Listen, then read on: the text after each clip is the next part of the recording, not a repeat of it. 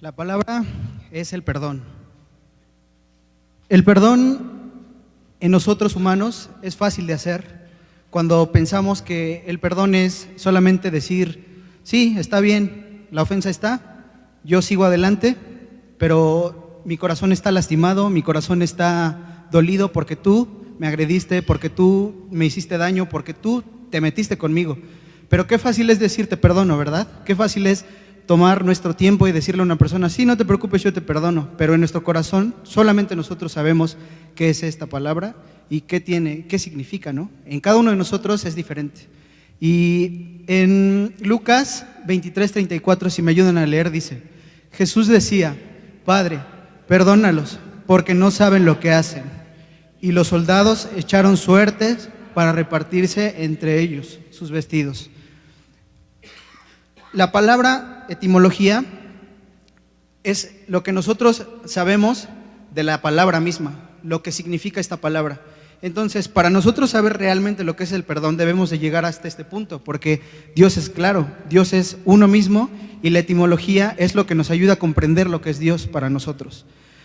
El prefijo per viene del latín, que significa dar por completo, y después viene donare, que significa gratuitamente ceder o dar. Simplemente es esto. Entonces, cuando Dios está pasando esta situación, Jesús le dice, perdónalos. ¿Qué está diciendo? Date por completo a ellos, cúbrelos. ¿Por qué? Lo estaban lastimando, estaban haciéndole daño. Ustedes están viendo que realmente estar aquí enfrente es una situación complicada. Imagínense estar crucificado. Ya había pasado cuántas horas de sufrimiento, cuántas situaciones fuertes en su vida ya estaban manifestándose en ese momento. Y aún así Jesús llega a ser clavado y lo primero que hace es orar. Y no nada más lo dice como nosotros susurramos. Nosotros llegamos y empezamos a orar y cerramos nuestros ojos, ¿no? Y oramos. Él no, Él lo hizo audible. ¿Por qué? Por amor. Simplemente porque Él quería que la gente se enterara de que Él estaba pidiendo por ellos. Porque realmente, ¿quién crucificó a Jesús? El pueblo. Pero ¿por qué empezó toda esta revuelta? Gente que se supone que amaba a su Padre, que amaba su palabra, que estaban para protegerlo, que estaban para cubrirlo. Y solamente lo castigaron porque Él se hizo llamar Hijo de Dios. Esta era una injuria tremenda para ese momento. Tú podías ser un ladrón y te iban a dar tu merecido, te iban a matar, lo que fuera que te iban a hacer, tú te lo habías ganado. Pero decir que eras hijo de Dios era una injuria, era realmente una blasfemia. Entonces la gente en ese momento tenía que castigarlo como se merecía, que era la muerte. Y muerte de cruz no era cualquier muerte, no era nada más de tenerte colgado y ya de matarte ahí. Era la muerte más sanguinaria, la muerte más atroz y la muerte más dolorosa para la persona que la padecía. Entonces, ¿cómo es tan impresionante y maravilloso el amor de Cristo por nosotros?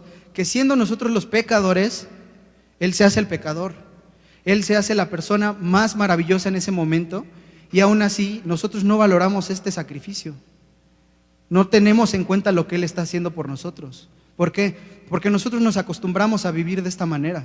Porque decimos, Dios está para perdonar y yo para vivir. Y no es así. Nuestro Dios es tan maravilloso que quiere reconciliarse con nosotros y se pone Él primeramente. No nos dice, es tu trabajo reconciliarte conmigo. No, Él dice, yo quiero reconciliarme contigo, yo te perdono, yo quiero perdonarte. Solo falta que nosotros nos acercamos a Él. Y dice la palabra de Dios en el 35, en el versículo 35 dice, y el pueblo estaba mirando, y aún los gobernantes se burlaban de Él, diciendo a otros salvó, sálvese a sí mismo, si este es el Cristo, el escogido de Dios. Aún la gente estaba escuchando que Él estaba clamando a su Padre por ellos y se seguían burlando.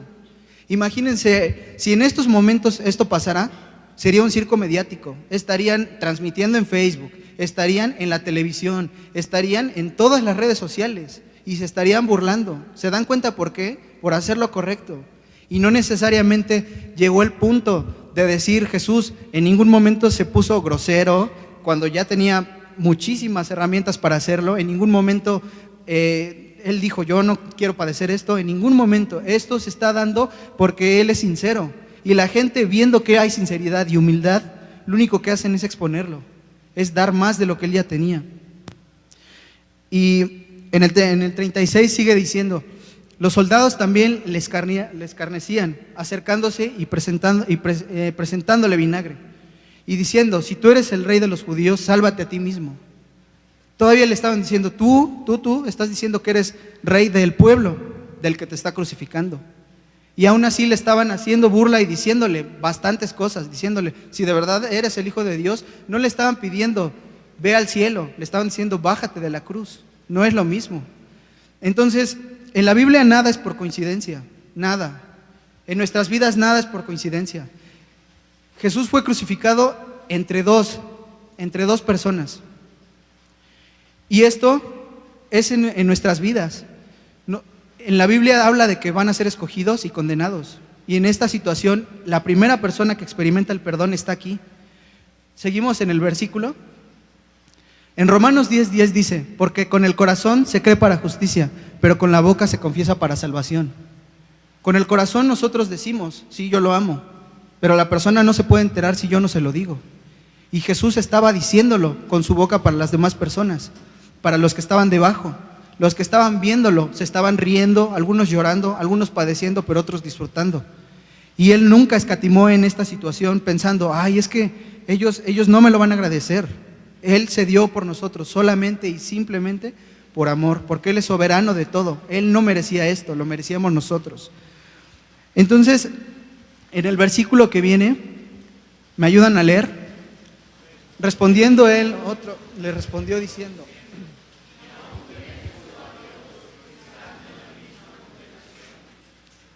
este es uno de los malhechores. Y este malhechor era el que se estaba arrepintiendo, le estaba diciendo al otro. El otro ya le había dicho: tú eres el Hijo de Dios, sálvate y sálvanos. Él le dice: ni aún estando aquí, ¿tú entiendes que nos merecemos esto? Continúa diciendo: nosotros a la verdad justamente padecemos, porque recibimos lo que merecieron nuestros hechos, mas este ningún mal ha hecho. Dice el 42.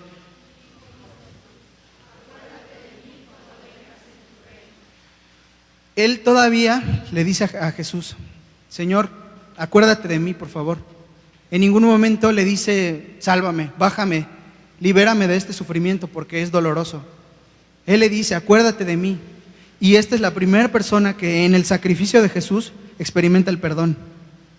No hay otra explicación más que el que Jesús estuviera hablando humildemente, que suavizó su corazón. La otra persona estaba igual, en la misma condición, y aún le decía: si tú eres el Hijo de Dios, sálvate y sálvanos. ¿Pero de qué hablaba? De bajar de la cruz, de continuar pecando. Si lo bajaban, era claro que él iba a seguir pecando. Pero este hombre le dice: acuérdate de mí, acuérdate de mí. Él ya sabía que su condición lo hacía un pecador y que su destino era la muerte, y esta muerte. No había quien lo librara de esta muerte, pero el que lo podía salvar estaba crucificado junto a él. Hay un dicho entre nosotros mexicanos, entre nosotros humanos, que dice que se muere como se vive. Pero ¿cuántos de nosotros de verdad vamos a morir como vivimos? Entonces, ¿qué hay de aquel que muere en un accidente? ¿Qué hay de aquel que muere por una bala perdida?